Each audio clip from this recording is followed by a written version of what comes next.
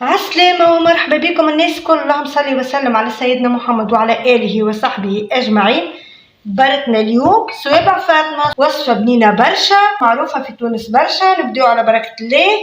شوفوا باش نستحقوا، سهلة برشا مكوناتها. نستحقوا 3 مغارف معدنوس غسلتهم وقسيتهم. عندي 3 كعبات بطاطا متوسطين مش كبار، سمطتهم وفستهم بالفرشيطة.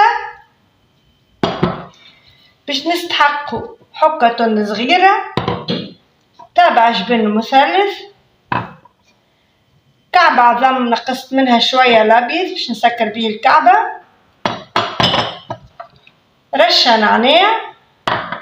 للتفويح عندي 4 مغرفة صغيرة ملح، 4 مغرفة كركم، وشطر مغرفة صغيرة فلفل أكحل. نبداو على بركة الله. أول حاجة باش نحط المعدنوس،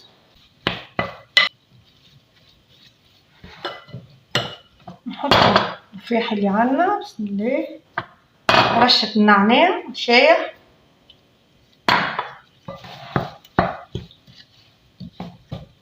نحط التن اللي عندي حكة صغيرة، بسم الله، خلط مليح. نحط الجبن عندي تابع برسيدون، نحط العظم، الخليط متاعنا يجي متوسط، مش خاسر برشا وما هو جاري برشا، باهي متوسط. توا ناخذ رقم المسلوقة اللي عندي،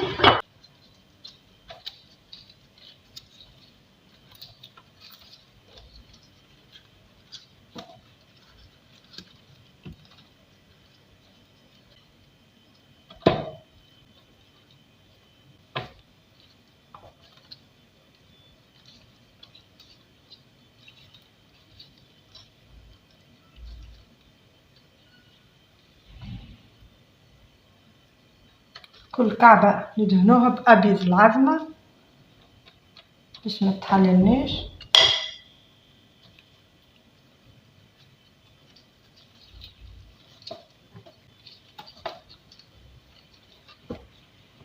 نوسعوا بالنا ونجم ونعملوا شكل آخر أسهل. نحطوا الكعبة على 2،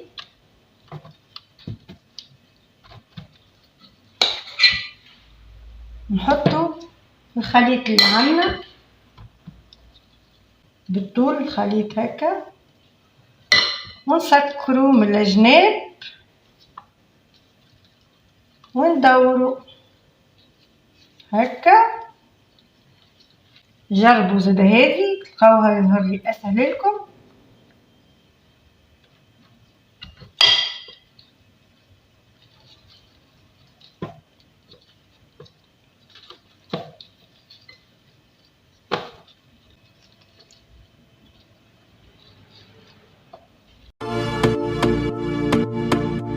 حطيت الزيت في القلاية، سخن الزيت، حطيته على نار هادية، وحطيت الصبيبعات نتاعنا يطيبوا. اني نشوفوها بدات تحمر شويه نقلبوها ونخليهم يطيبوا، وبعد نخرجهم نسقطرهم نحطهم على بابي، نحطوهم على نار هاديه باش ما يتحرقوناش. هكا لونهم دوب ما يحمروا شويه نخرجوهم نسقطروهم كما قلت لكم. صبيبعاتنا حضروا ما شاء الله، شوفوا لونهم كيفاش دوري، جاو نودكم ولا نشهيكم. 10 كعبات مسلوقه طيحوا لي خير ربي، 2 أصحنة ما شاء الله. ما نساوش العصرة قارص فوق منهم، وتاكلوا صحة وبشفاء. وكان عجبكم الفيديو اعملوا لي ابوني وجيم، وبالسلامة.